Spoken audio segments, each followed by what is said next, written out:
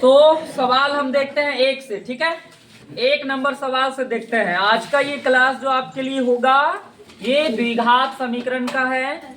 इसके पहले हम आपका ये थ्योरेटिकल क्लास कंप्लीट हो चुका था।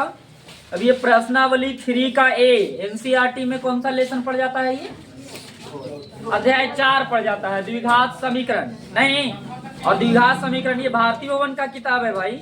इसमें अध्याय 3 का ए मिलेगा, पेज नंबर A99। और यहाँ से हम पहला सवाल करते हैं। 19 सवाल है, 19 सवाल पे बात करेंगे और ये 1900 सवाल आपका होमवर्क हो जाएगा, ठीक है ना।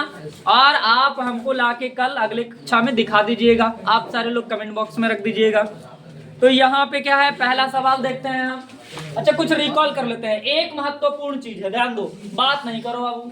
बात ही तो सबसे बड़ा तुम लोग का नुकसान है। हम बताए थे कि ये डी जो होता है, ये डी इस पूरे चैप्टर के लिए सबसे महत्वपूर्ण है। नहीं, जैसे घर में सबसे महत्वपूर्ण आदमी कौन है? माँ, है ना। वैसे ही उसके बिना पूरा घर जो है ना वो एकदम बिखर जाएगा। तो उसी तरह से इस चैप्टर के लिए, द्विघात समीकरण के लिए, ये डी बड़ा महत्वपूर्ण है। ये डी ही निर्धारित करता है कि इसका हल कैसा होगा, जीरोस कैसा होगा। सुनिए, ध्यान से सुनिए और समझिए। जब लिखने बोले तभी लिखिए। तो डी जो होता है ना वो बराबर होता है किसका? b² - 4ac का। ये डी विवेचक है, इन हिंदी विविक्तर है, जिसका फार्मूला होता है b² - 4ac।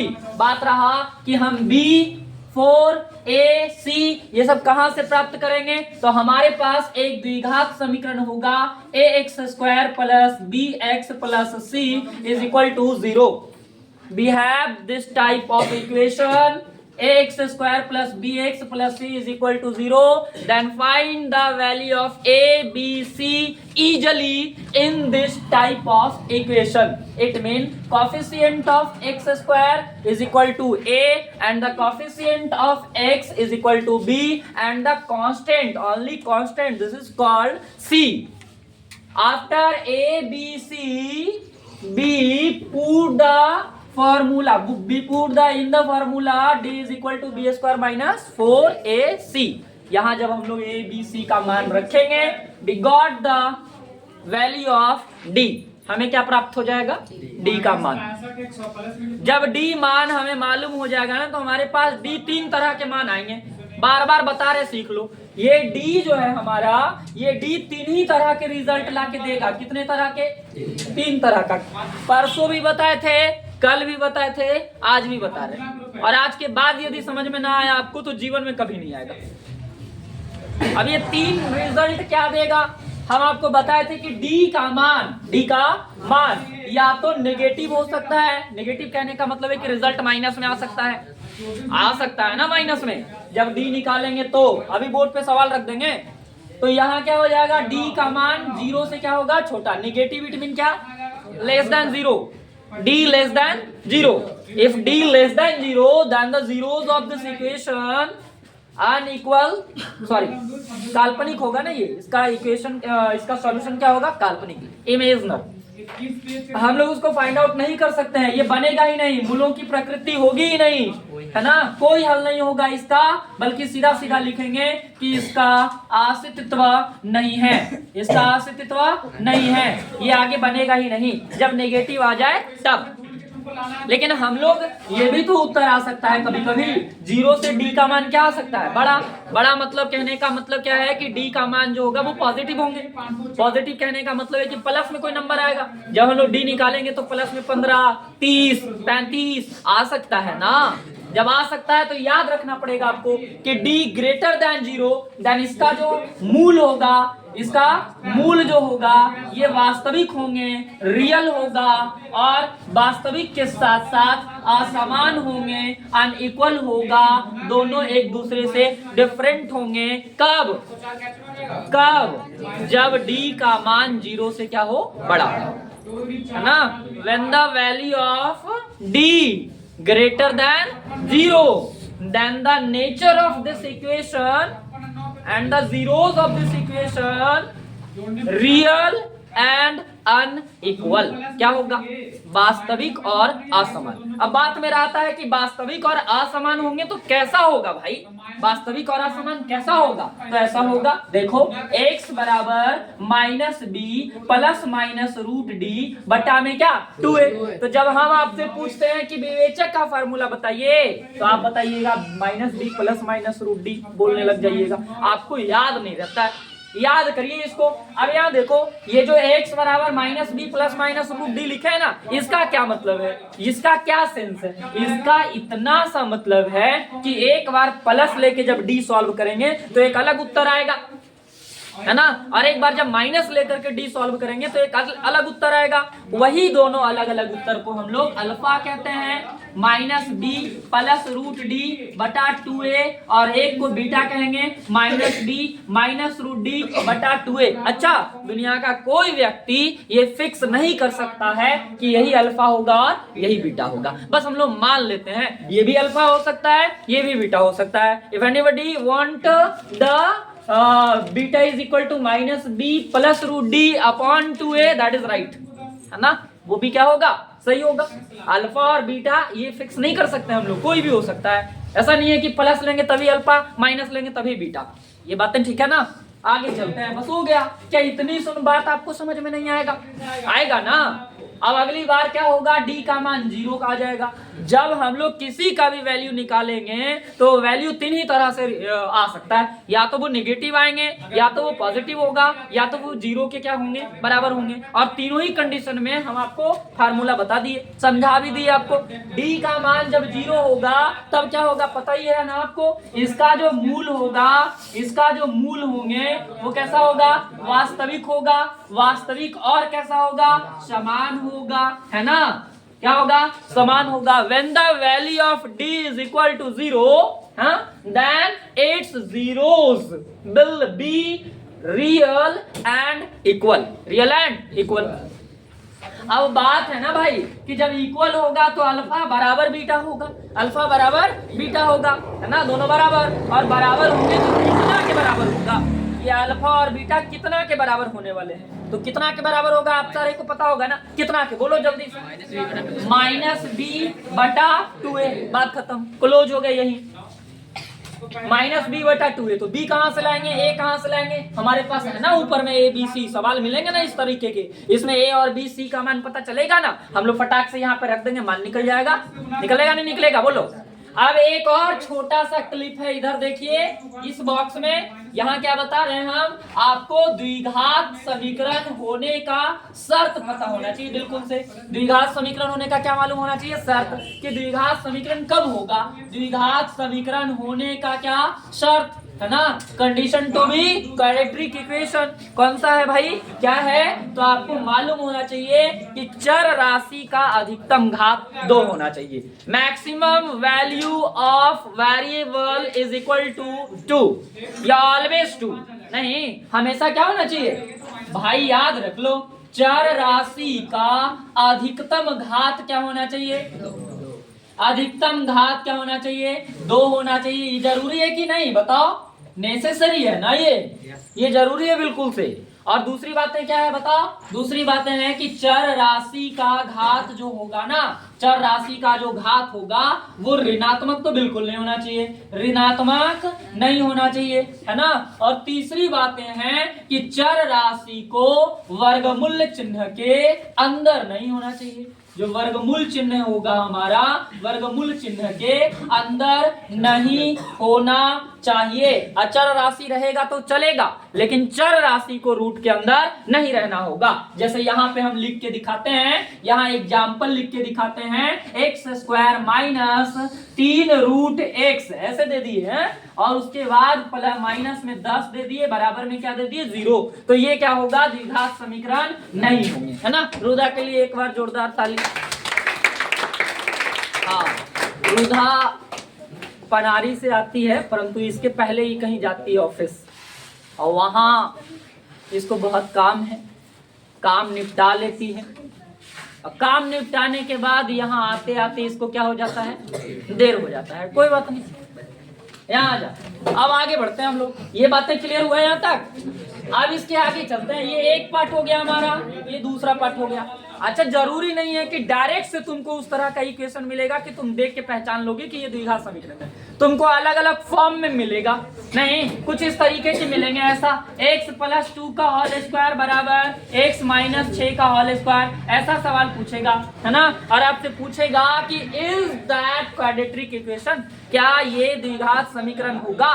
तो हम लोग इसका उत्तर देंगे यस और नो। तो सबसे पहले तो इसको सॉल्व करना पड़ेगा, और जब सॉल्व करेंगे तो ये x² प्लस में हो जाएगा 2x और प्लस में हो जाएगा 4x, सॉरी x² प्लस में 2x और प्लस में 4 होगा ना, 4x नहीं 4। और इसको जब सॉल्व करेंगे तो x² माइनस में 12x और प्लस में क्या हो जाएगा 36।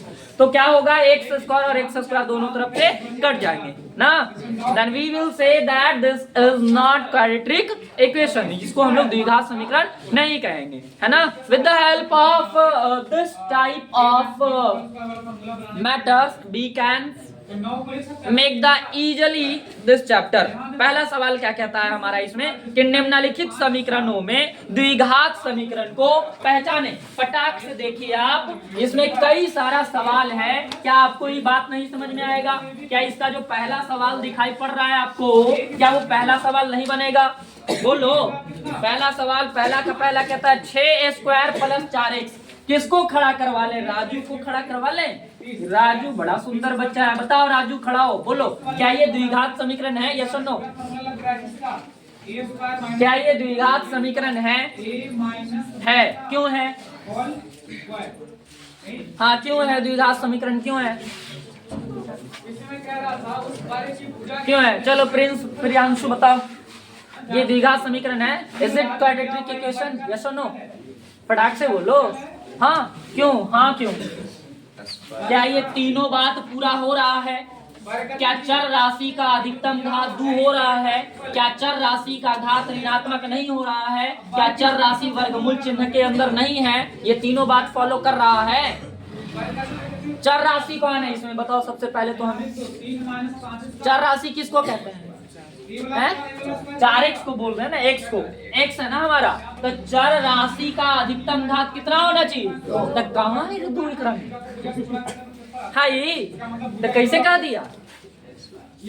बाप रे बाप, हे सरस्वती माता। अभी वो आइए, बहुत जरूरत है छात्रों को, बहुत दुख है इन लोगों को, इतना दर्द में जी रहा है द्विघात समीकरण। तो तुमने दोनों कैसे कह दिया रे कि है? बेटो ये द्विघात समीकरण नहीं है। अब हम लोग आते दूसरा सवाल में। दूसरा सवाल कहता है ax² + bx - c बराबर 0, जहां a = 0, है ना। a = 0। अब बताएगा हमको कौन, इधर से किसको लाए? हाँ नंदनी ना, बताओ ये है द्विघात समीकरण ax² + bx - c बराबर 0, जहां a बराबर 0। ये है द्विघात समीकरण? नहीं है बाबू, नहीं है। क्यों नहीं है? आप सब मिलके बताओ। a का मान 0 है। हम आपको फर्स्ट डे से बताए थे कि a का मान 0 नहीं होना चाहिए, है ना। कब होगा? जब a का मान 0 नहीं होगा। अब a का मान यदि 0 यहाँ रख दिया जाए तो 0 रखेंगे तो ये वाला पार्ट क्या हो गया मेरा? खत्म। और जब खत्म हो गया तो x का अधिकतम पावर कितना हो गया? अब मैक्सिमम पावर जब 1 हो गया तो ये द्विघात समीकरण कहीं से नहीं होगा। फिर क्या होगा बताओ, आंसर करो। रैखिक, है ना। जब 1 हो गया तो क्या हो गया? रैखिक समीकरण हो जाएंगे ना ये। और रैखिक समीकरण जब हो जाएगा तो a का मान b, b का मान वही होगा ना। दूसरे रूपों में है, हम लोग व्यापक रूप क्या याद रखे हैं? General form of linear equation is what? ax² + c = 0। चलो आगे चलते हैं। तीसरा सवाल देखो, ध्यान से देखो। इसमें तीसरा, चौथा, पांचवा, छठा, सातवां, आठवां, 9वां, 10वां, 10 सवाल है। जल्दी से बताओ कौन वाला बता दें। 10 सवाल है, आप लोग तय करो कि 10 में कौन बताएं। एक और बताएंगे, ज्यादा नहीं, एक सवाल और। पांचवा, ठीक है, फिर पांचवा देख लो। बाकी 10 बनाना होगा आपको। कहीं पे गुना करना है, कहीं पे जोड़ करना है, कहीं पे स्क्वायर करना है। इतना भी नहीं कर पाइएगा तो क्या कीजिएगा, बोलो बाबू। बोर्ड पर देखो, बात ना करो, बात करिएगा तो नहीं आएगा आपको। देखो हम पढ़ाते पढ़ाते में बात कर सकते हैं, कोई दिक्कत नहीं है। आप पढ़ते पढ़ते बात करिएगा तो प्रॉब्लम है। या देखो, अच्छा बगल में कुछ लिखा भी है क्या? हाँ लिखा है ना, x is not equal to, सही है, बहुत सुंदर बात है। x का मान 0 नहीं होना चाहिए। x का मान जैसे ही 0 देंगे कहानी क्या हो जाएगा? कहानी तो अभी तक ठीक। अब हमें पता करना है कि क्या ये द्विघात समीकरण है। देखने में तो लग रहा है भाई, नहीं देखने में तो लग रहा है कि एक्स स्क्वायर है, ठीक है, लेकिन जो जैसा दिखता है वो वैसा बिल्कुल नहीं होता है। ये आपको लाखों बार बताए हैं, जो जैसा दिखता है वो होता नहीं, होता कुछ और है, दिखता कुछ और है। जमाना एकदम शो ऑफ का है, नहीं, इसलिए हमको बढ़िया से पहचानना होगा उसको। अब बढ़िया से पहचानने के लिए आपके पास हुनर होना चाहिए। इंसान जल्दी से पहचान में नहीं आता है। पहचानने के लिए आपके पास इंसान का पहचान करने का फार्मूला होना चाहिए। जैसे हम लोग इसको पहचान कैसे लग रहा ही है, लेकिन हम लोग अभी लगाएंगे इसको हिसाब किताब। चलते हैं, बढ़ते हैं। एक लगा दिए, एलसीएम ले लिए, जितना कैलकुलेशन हो सकता है कर दीजिए, ठीक है। इसका यही उपाय है। एलसीएम हो सकता है एलसीएम ले लीजिए, गुना हो सकता है गुना कर दीजिए, जोड़ घटा हो सकता है जोड़ घटाव कर दीजिए, स्क्वायर होता है स्क्वायर तोड़ दीजिए, क्यूब होता है क्यूब तोड़ दीजिए। जितना कैलकुलेशन हो सकता है उतना कर देना है। एक्स स्क्वायर और एक का एलसीएम एक्स स्क्वायर, तो यहाँ पे क्या हो जाएगा? एक्स टू दी पावर 4 होगा ना। अब इधर क्या होने वाला है? एक्स स्क्वायर तो कट जाएगा, क्या बचा हमारे पास? 1 बराबर क्या हो गया? मल्टीप्लाई करा दो, x 4 + 1 is equal to 2 into x to the power 2। हम लोग क्या कर सकते हैं, ज्यादा से ज्यादा इसको इधर खींच सकते हैं, खींच लेते हैं बेचारा के, कायला उधर रहेगा। बराबर क्या हो गया? बताओ, है क्या ही? मैक्सिमम पावर कितना आ गया? ढेर बच्चा ऐसन बैठल है इसमें, उसके मन में क्या चलेगा? अच्छा माइनस तो है ये है, यहाँ भी x के पावर 4 है ये है, यहाँ x के पावर 2 है ये है, घटा देते इसको। क्या दिक्कत है? दिक्कत क्या है? हमको क्या दिक्कत है? अच्छा माइनस वाला बड़ा है, सर बोलवे किए हैं कि माइनस वाला बड़ा है, रिजल्ट माइनस में आएगा। बड़ा आराम से है ना, वो लिखेगा यहाँ 2x², या इसको 1 भी कर सकता है, उसको कोई गारंटी नहीं, कुछ करेगा वो। और फिर इधर तो कुछ बचा नहीं, इधर बराबर में सर वहाँ पे 1 ना लिखे ना, कहाँ पे 1 लिखे? अच्छा यहाँ पे, ठीक है। हाँ फिर यहाँ 1 लिखेगा, फिर बराबर में 0, फिर बड़ा हृदय से, हृदय की गहराइयों से लिखेगा कि हाँ ये द्विघात समीकरण है। खैर ऐसे महान आत्मा को बारंबार प्रणाम है। क्या ही बोले, जब बताओ ये होगा। हम लोग 7वीं कक्षा में ही रूल पढ़े हैं। क्या पढ़े हैं? बेस बराबर रहेगा और अगर दोनों मल्टीप्लाई में होगा तभी पावर को ऐड करेंगे, और यदि बेस बराबर है और अगर डिवाइड है, डिवाइड, तब हम लोग पावर को घटा देंगे। भाई वो डिवाइड में होता है और मल्टीप्लाई में होता है, ये ना तो डिवाइड है ये ना तो मल्टीप्लाई है, तो तुम्हारे मन में कैसे ही सब विचार आता है? आगे बताओ, इसमें तो पूरा कर लोगे ना? अब अभी नहीं कि कल भी छोड़ देना। चलो चलते हैं दो में, दूसरा का पहला, दूसरा, तीसरा, चौथा, ये चारों सेम टाइप सवाल हैं, ठीक है। सेम टाइप सवाल में हम पहला बताते हैं, ठीक है। क्या कहता है पहला सवाल? ध्यान दो बाबू, बात करोगे बिल्कुल नहीं आएगा और तुमको आना भी नहीं चाहिए। अब भगवान करे कि तुमको कभी नहीं आए, क्योंकि तुम सीख ही नहीं रहे हो। सीखने के लिए आओ तभी तो। अब यहाँ पहला सवाल कहता है कि क्या 2x², देखो बोर्ड पे लिख रहे हैं, दिखाई पड़ रहा है? 2x² माइनस में 5x और प्लस में क्या लिखा है? 2, और बराबर में क्या लिखा है? 0। ठीक है, ठीक है, का एक मूल 5 होगा। आपसे पूछ रहा है, क्या पूछ रहा है? कि इसका एक मूल कितना है? 5 है। चेक करके बताओ, चेक करके बताओ कि किसका, इसका एक मूल 5 होगा।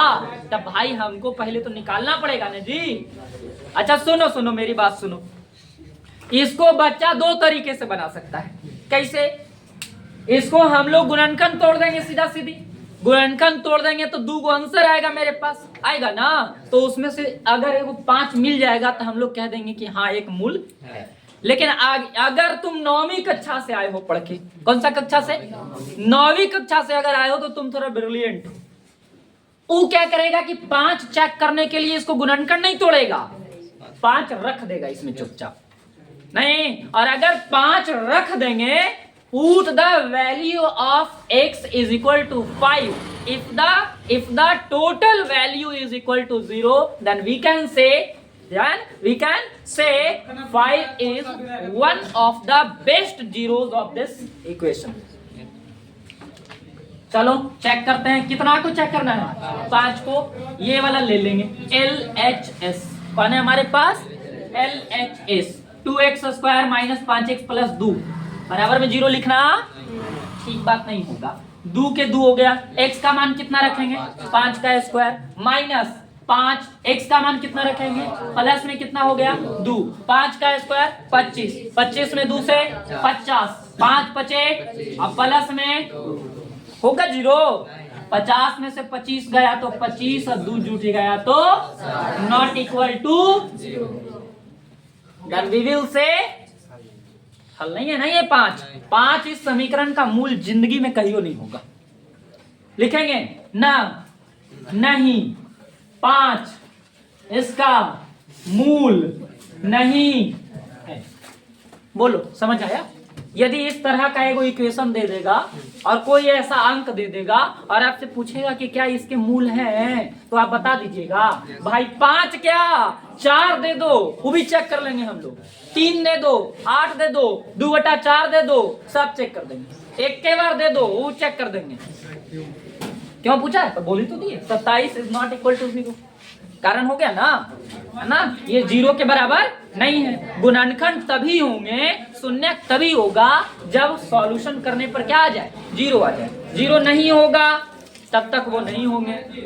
तो रीजन में बस इतना ही दे देना, इतना दे भी दिए हम लोग, नॉट इक्वल टू 0, और फाइनली नीचे लिख देंगे कि ये मूल नहीं है। अच्छा सुनो, इसी में अगर 2 ऐड कर देता, बोलता कि क्या 4 और 5 इसके मूल हैं, तो जैसे 5 के चेक किए हैं वैसने 4 के चेक करेंगे।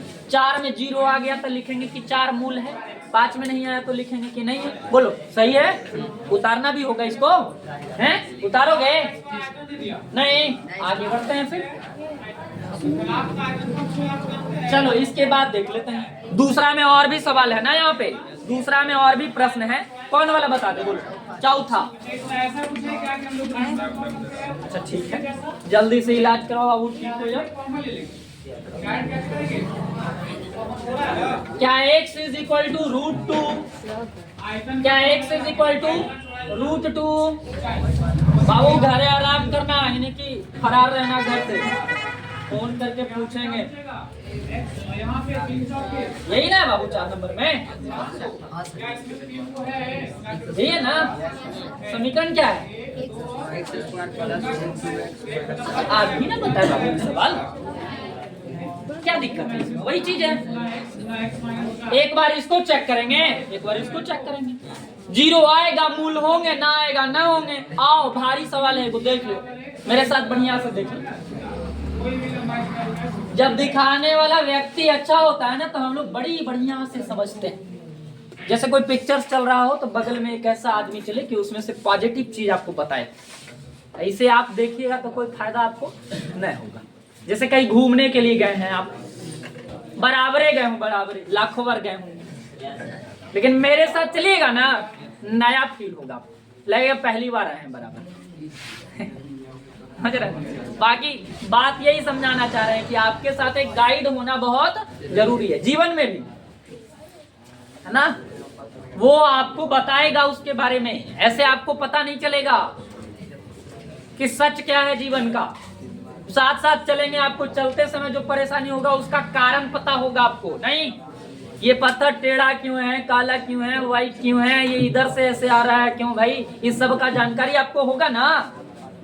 ऐसे हम लोग जाते हैं, 2-4 गो फोटो तो खींच लेते हैं, और जैसे ही घरे पहुंचते हैं एगो स्टेटस पर आई एम एट द बराबर, ये वाला लिखेगा नीचे जरूर। जितना का तो इस सेंटेंस से गलती रहता है, लेकिन ये जरूर लिखेगा नीचे अंग्रेजी में। तो हिंदी लिखने में क्या शर्म लग रहा है तुमको? वो भी गलती बोल देंगे तो दुख लग जाएगा, बोलते नहीं है फिर। अच्छा एक दिन गया है वो बराबर 10 दिन तक लगावेगा डेली एक अगो नया, इसलिए तो खींचा। हाँ हर हर लग रहा है कि कुछ नया किए हैं आप। हाँ, बराबर में जा करके आप 10 को पेड़ लगाए हैं, लगाइए स्टेटस आप। ये सही बात है। साफ किए हैं आप, सीढ़ी उड़ी धोए हैं, फूल उल वहां से चुन के हटाए हैं, कोई एक आध को बूढ़ा व्यक्ति को ऊपर पहुंचाए हैं पकड़ के, लगाइए स्टेटस। हाँ, मतलब मंदिर पर तब आदमी कहेगा है, बाकी का काय को कहेगा बेकार और वाहियात सा बात।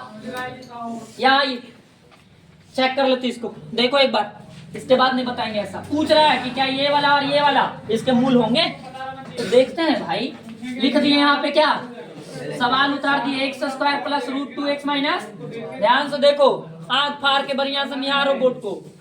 एक्स स्क्वायर है हमारा, तो एक्स कितना है, √2 का स्क्वायर। तो वो यहाँ देखो ना, अरे लड़का नाम ले लिए तैयो ने देखो।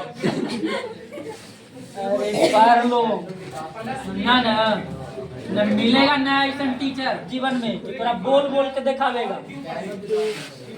मिलेगा बाबू, तुम ही लोग बताओ, नहीं मिलेगा। √2 में √2 से गुना करेंगे तो √2 में √2 से गुना करेंगे तो 2, √2 में √2 से गुना करेंगे √4, उसका वर्गमूल 2। ऐसे बोलो चटके, ठीक है। ये 0 के बराबर आ गया, तो हम लोग कहेंगे ना कि √2 एक मूल है। ये भी उतारोगे ना उतार देते इसको, और 2 √2 वाला चेक कर देते, ठीक है। तो x के जगह पे -2 √2 का होल स्क्वायर √2। देखो तुम लोग में एक बात क्या है ना, भारी आया थोड़ा सा, किनारे करो इसको। 350 देते हैं ना सर को, काला देते हैं। तनी सुन तो काम करेंगे कैसे ही, हल्का है जी। तुम लोग को पैसा को खाली पूरा वसूलना है, बस कैसे वसूल दे। ये तो 4 हो गया और ये √2 हो गया, तो 4 गुना क्या हो गया, हम बताए थे क्या, इसमें अंदर में जो रहेगा रूट के अंदर उसको छोड़ो, रूट के जो बाहर रहेगा उसका स्क्वायर कर दो, तो 2 का स्क्वायर, और फिर अंदर वाला में गुना कर दो, 4 दूनी, फाइनल रिजल्ट आ गया। ये ठीक रहता है, आराम है। अगर ऐसे आ गया 8 √7 का होल स्क्वायर, क्या करोगे, 8 का स्क्वायर और 64 को अंदर वाला से गुना 7। बताओ अब जरा, बड़ी बोर्ड है, बताओ 64 7 है कुछ नहीं, चलो ऐसे रहे ना। ये वाला 3 √2 का होल स्क्वायर। हाँ सर, ये तो बड़ा तेजी में बता सकते, इसमें क्या है, 3 का स्क्वायर 6, 3 का स्क्वायर हो गया 9, 9 दूनी, हाँ तो ये करता है। अब यहाँ गुना कराओ, कितना आएगा ये तो पहले 2 हो गया, √2 में √2 से √4, तो 2 गुना √4 माइनस में 8 माइनस इसका वर्गमूल 2, 2 दूनी 4 माइनस 4। हम लोग यही वाला तो चाहते थे, बराबर क्या आ गया, ये भी इसके मूल होंगे ना, तो 2 तक करे क्लियर। आगे बोलो 3 4 जल्दी, समय नहीं है। कितना, 3 नंबर भी यही सवाल, 4 नंबर भी यही सवाल, 5 नंबर भी यही सवाल, 6 नंबर भी यही सवाल, 7 नंबर भी यही सवाल, 8 9 10 11 12 13 14 15 16 17 18 19, यहाँ तक यही बोलो। कोई 9 नंबर, आइए 9 नंबर सवाल देखते हैं। आप लोगों का काम है, आप लोग को अभी कैसे पता चलेगा कि कौन बनेगा कौन नहीं, घर पे बनाइएगा तब ना। 9 नंबर देखो, कौन दूसरा, 9वां का दूसरा, ठीक है। 9वां का दूसरा देख लो, पहले फिर 7वां बताएंगे, चिंता ना कर, जो पूछना है पूछ लो, हम यहीं पे है ना। 9वां का दूसरा, बाबू बोर्ड पर देखो, 7 बटा कितना लिखे हैं, 5x² बराबर में क्या लिखे हैं। क्या दिक्कत है, क्या दिक्कत है, जीवन में हल लेते ना, इससे हल का कोई सवाल होता नहीं। 7 बचे, बाप रे बाप, 5 बचे, स्क्वायर हटाएंगे और रूट से जब बाहर आएगा तो क्या तकलीफ होगी तुमको, बस परेशान करने का एगो तरीका। क्या दिक्कत है, पहल का बना लिया, पहल का देखो कहाँ गया, पहल का 16x², 16x² माइनस 24x बराबर, ले जाओ 24x को उस साइड, कौची हो जाएगा कुछ नहीं होगा, कॉमन कर लीजिए। लेकिन ये दिक्कत हो जाएगा, दो को हल नहीं निकल पाएगा। यहाँ तुमको हम बताए तो थे द्विघात बहुपद में, याद करो। कॉमन कर जब ऐसा होता है तो कॉमन कर लेते हैं। अगर ऐसे कर दिया पाप लगेगा, पाप लगेगा। क्यों? दो को हल नहीं निकाल पाएगा। एक एक्स तो कट गया, डायरेक्ट बच गया एक्स बराबर 24 बटा, काट दिए, कितना आ गया? बोलना भाई, ये भी नहीं बोलेगा। 3 बटा 4। ऐसा फाइनल बताओ एक बार। 3/2 दुए कर देते हैं, जैसे बोल, हमको कोई परेशानी नहीं है। तो एक्स बराबर कितना आया? 3/2। तो दो को हल कहाँ आया? ना आ पाया, दो को हल आया। तो ये बढ़िया व्यवस्था, बिल्कुल खराब व्यवस्था है। कॉमन ले लेंगे, कितना कॉमन? और यहाँ क्या बचेगा? एक्स बचेगा कि 4x और माइनस 4 छक 24, 6 ना बराबर। और यहाँ हम बताए थे ये हो गया। यहाँ के बाद यदि करेंगे if the 4x is equal to 0 then the value of x is equal to 0 then we can say alpha is equal to 0. After this we write the 4x minus 6 is equal to 0, then we can write the x is equal to 6/4, 6/4। ये कितना हो जाएगा? 3/2। x बराबर 3/2। अभी भी 3/2 लाए थे। तुम लोग बोलो सर वो वाला भी तो ठीक है था। तो जेकरा में एगो आएगा ना बाबू, ओकरा में एगो मान हमेशा याद कर लो, सीधा सीधा।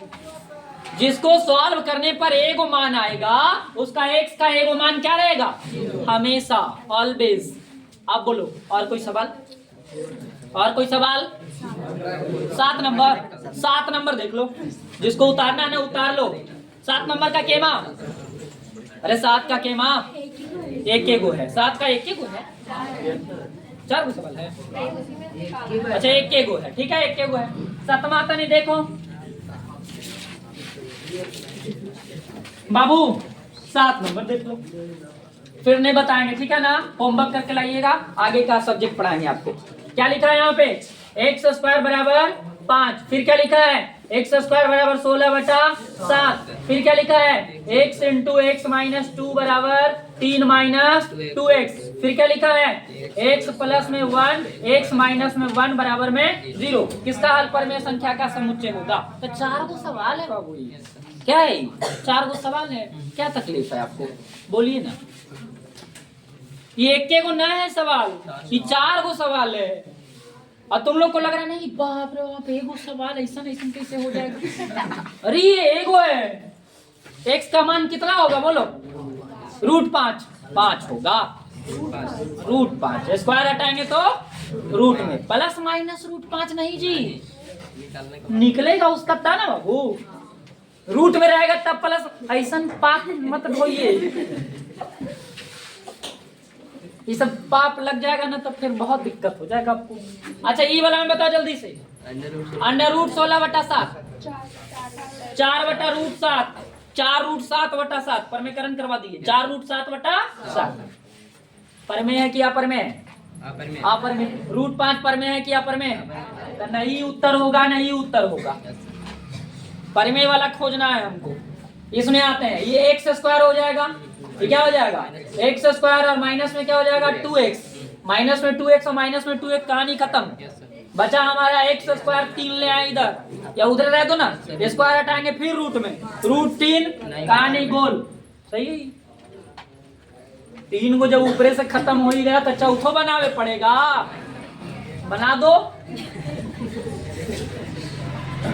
a², अच्छा माइनस प्लस दे दिया है, x² हो जाएगा, फिर माइनस x प्लस x ना, ये तो खत्म हो जाएगा बेचारा, ये तो तुम बेचारे हैं। x बराबर क्या आएगा? एक कैसा संख्या है? परमेय किया परमेय? ठीक है, क्या दिक्कत है इसमें? बोलो और कोई सवाल? अब तो कोई सवाल नहीं, जल्दी बोलो ना भाई। 16 का तीसरा दमदारे सवाल होगा। ये हटाए ना, 16 का तीसरा में आते हैं, क्या है देखते हैं। विवेक पूछा है तो कुछ दम होगा, हो भी नहीं सकता है। 16 का तीसरा क्या है? 2x/5 माइनस 3x बराबर 5 प्लस 3x बटा, क्या दिक्कत है? गुना करवाओ। नहीं हो रहा है, मालूम नहीं। चलो बाबू देखो, क्रॉस मल्टीप्लाई करेंगे, 8 दूनी कितना हो जाएगा 16x²। 5 में 5 से, अच्छा a plus b into a minus b, a square minus काला लंबा लिफाफा करे जाए। अब यहाँ क्या होगा, ये समझ में आया सबको? रे आया 16x², 5 का स्क्वायर 3x का होल स्क्वायर जुट जाएगा तो 25x² बराबर क्या हो गया 25 25 x² बराबर 1, x बराबर √1, x बराबर प्लस में 1 और बोलो क्या तकलीफ सबसे हल्का हो गया। और बोलो 17 का 17 में s बराबर t² प्लस t के किन मानों के लिए s 2 के बराबर होगा, t के मान 1 रख दो। ये सब भी पूछता है भाई, 2 आंसर लाना है, t का ऐसा मान रखना है कि उत्तर 2 आना चाहिए, तो t का मान 1 रखेंगे, s 2 के बराबर होना चाहिए s, तो s जब 2 के बराबर होना चाहिए तो इस t के मान को 1 रखना पड़ेगा ना। 2 के बराबर है का किन मान के लिए, ही ना किन मान के लिए s 2 के बराबर है। हाँ तो वो तो ठीक है, s के जगह पे 2 रखोगे t रखो निकल जाएगा। हाँ तो ठीक है, ये नहीं कह रहा बिल्कुल कि s 2 के बराबर है, नहीं नहीं, किन मान के लिए s 2 के बराबर होगा, t के कौन सा मान के लिए। अब निकालने के लिए भले आप s की जगह पे 2 रख दीजिए और यहाँ t² प्लस t, एक तो समीकरण आ जाएगा t² प्लस t माइनस 2 बराबर में 0, तो फिर इसको तोड़ना पड़ेगा। बोलो बन गया पहले थोड़ा सा साहब, 1 से 18 तक बन गया। मेला मेला चल रहा है बनाओ पहले इतना, आज का हो गया बाबू मैथ में काम, कल देखेंगे बहुत लंबा।